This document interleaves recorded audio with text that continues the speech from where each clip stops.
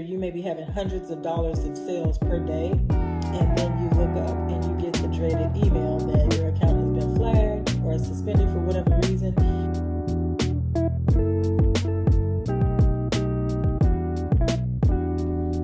Hello and welcome. My name is DG Marie, and this is my channel, Redo Your Life. And basically I am starting this channel to be a resource for anybody that's looking to try to make money online. There's so many different ways that you can make money online, and I have dabbled in quite a few of them. And so I thought, what if I bring my knowledge to YouTube and just share the things that I know with people who are looking to get into the industry in 2025. So a little bit about me. I have dabbled in several different methods of selling online. I've done drop shipping. I've sold actual physical products. I've done Etsy sales. I have done Instagram. I've done Amazon, KDP. I've done so many different things as far as selling through digital format and just through with e-commerce. And so I figured, why not share some of this knowledge and help somebody else that may be just now getting started or showing an interest in this industry in 2025. So here I am. I want to kind of create a community so we can kind of get together and share different things and processes and things that, best practices. Maybe you have something that worked a little differently or better for you, and I can share the things that I have that have worked well for me. And so, again, I just thought, or I just want to make this a safe space, or I guess safe space, or just a space for people to come to and for us to just kind of get together and talk about different things and try different things together and just kind of make it as interactive as possible with this being a YouTube channel. Where I'm starting, or the reason why I'm coming to YouTube, I'm going to have full transparency here. YouTube is another form or another method of online income creation. So, it's an untapped resource in a lot of ways, and I know that there's a lot of people who don't necessarily want to show up on camera or are a little bit skittish about being on camera and being this, transparent and open. And I was like that for a very long time. So I kind of sat on the sidelines for several months, several weeks, and I finally came to a point where I was like, you know what? Just do it. Just make the dang content and put it out there, and, it's been a challenge, and it is something that is taking me a little bit to get used to, because I am probably my own worst critic, and some of y'all probably can identify with that. I will pick myself apart when I look back at my videos and everything, but you know what? I got to get past that, and that's what I've encouraged myself to do. And in 2025, it's all about doing new things and starting fresh and just working and putting in overdrive to work toward my goals and to get me where I want to be.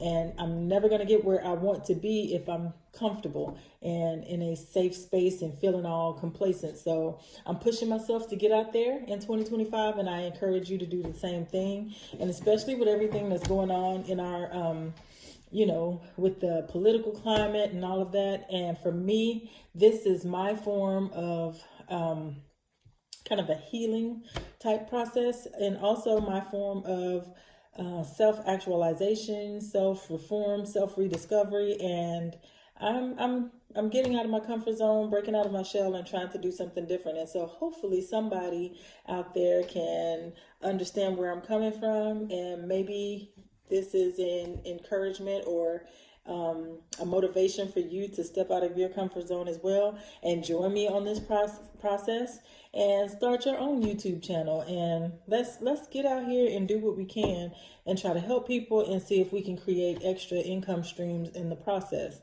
So like they said, the average millionaire has 7 income streams. And so I am trying to knock down 7 or more income streams. So again, e-commerce is a really good place to be. A lot of the reason why it's such a great place to be is because it's very easy to get started. unlike when I was doing the physical products, when I tried to sell, physical products, I made things, the product that I sold, I made them by hand. And so it was skincare products. And just being fully transparent here, there was a lot of products that were involved in making skincare products. There was a lot of ingredients. And so when I started out at the beginning, I was having a lot of things shipped. And then I found some suppliers in my local area, which cut down tremendously on the shipping cost.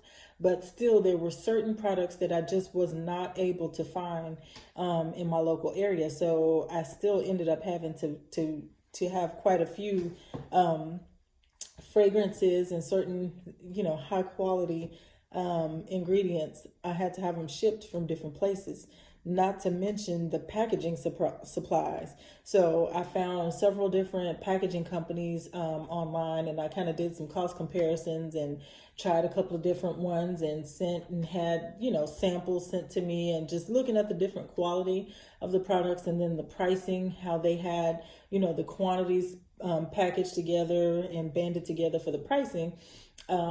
It was hard to beat some of them that I came across at the local level. So I still ended up having to buy a lot of that online, and having large boxes of bottles and labels and all of that kind of stuff shipped in. You can already see how that could get pretty expensive pretty quickly. So again, you have to really have a mentor or somebody that knows how to navigate that business to make it successful. And then, not to mention, having the business, once I got the product down, I had a really good product, but you have to market it. It doesn't matter how good your product is if nobody knows that it exists. And that was something that was the biggest lesson that I learned in that entire process was, I don't care how great your product is, if nobody knows it exists, you're not going to sell it. And, to this day, there are things that I will share with people, friends and family, and they will say, "Oh my God, this is really good," or "I used your oil and it cleared up a rash that I had," and and that's great. But at that time, my biggest fear and biggest problem was I didn't want to show up on camera, so I didn't market it in a way that made my products known to other people. So that was a learning lesson. So I kind of scrapped the whole body care, skincare product line. And then I did some digital product sales, and I still do digital product sales on Etsy. Etsy is a good resource. They have had a lot of challenges in the last few months, I will say, because there's so many bots, or there were so many type of bots that were entering the space on Etsy and trying to do sales, and so many scams and things like that happening, that they created this bot. I guess I believe it was some kind of bot to review different accounts, and especially new accounts, and to periodically check accounts to try to alleviate the scam and the bot problem that they were having. And when they did that, it created this huge problem with people getting their accounts suspended. And so you had a lot of people who were really dissatisfied with selling on the Etsy platform, and decided they were going to try to find a way to take their products off of the platform so that they wouldn't have to worry about getting suspended, because and I'll be honest, my account got suspended in that process as well. And that is a terrible feeling to have, especially when you consider and you have to go through all of these appeals processes to try to get your account back up and running. So a lot of people kind of ran into that problem, and it was a huge dissatisfier for people. So for myself as well. So I kind of shifted a lot of my focus away from the Etsy platform. Nothing against Etsy. It's a great place. You have a lot of exposure, and it helps you have a captive audience from day one of creating your product and listing your product and putting it for sale.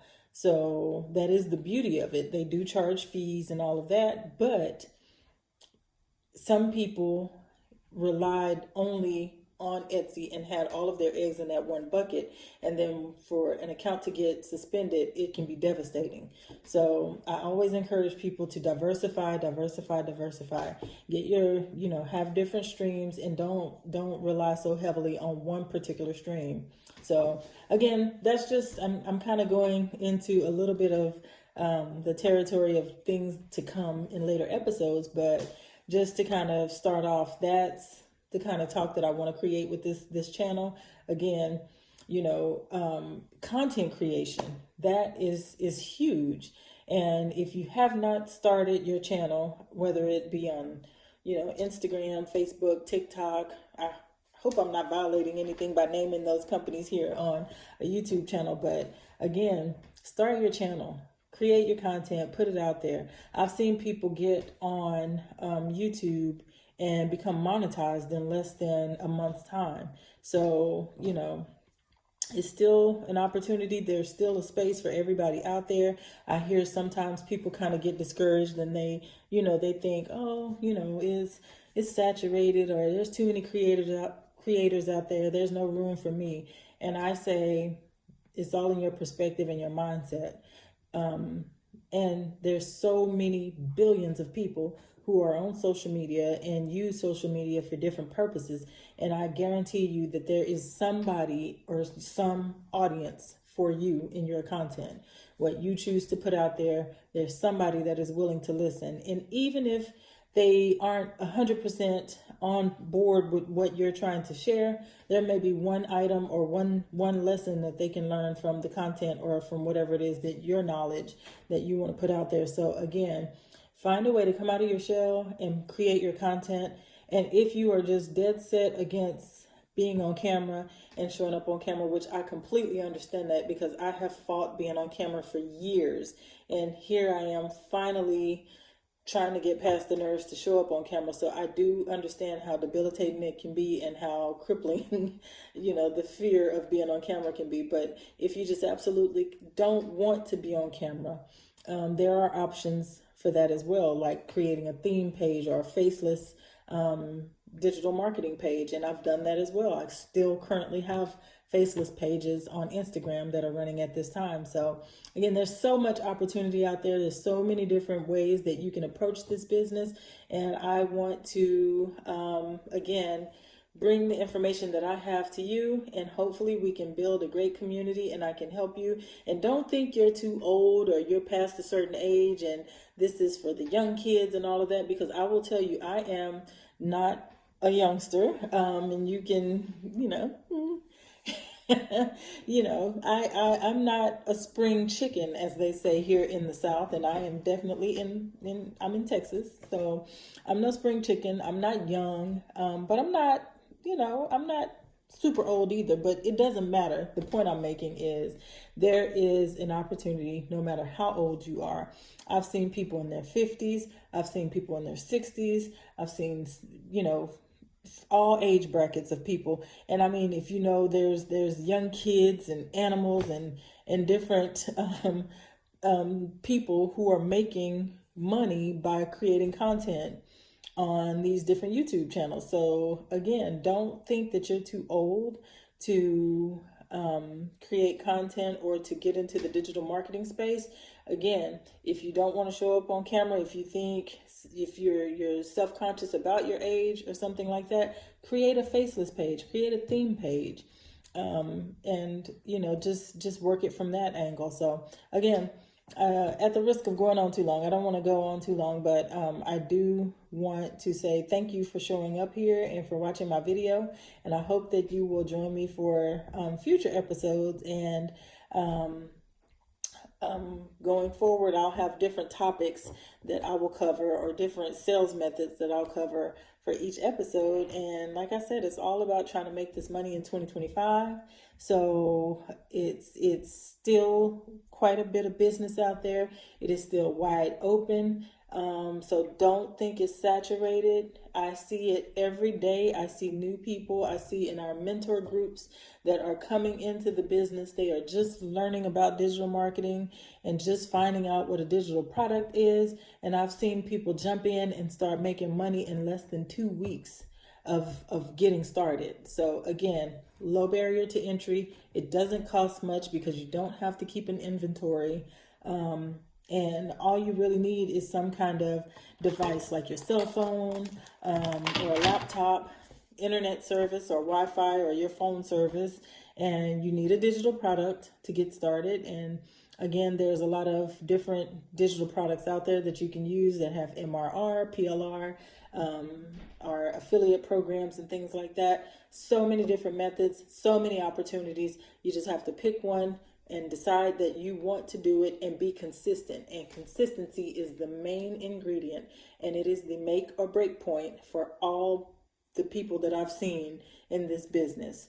If you get in the business, or if you launch your own business and you set your business up the correct way and you remain consistent, then you have a very high chance of being successful in this industry if you have the patience and the consistency to want to keep at it. So again, thank you for joining me today, and I hope to see you here for the next episode. But until then,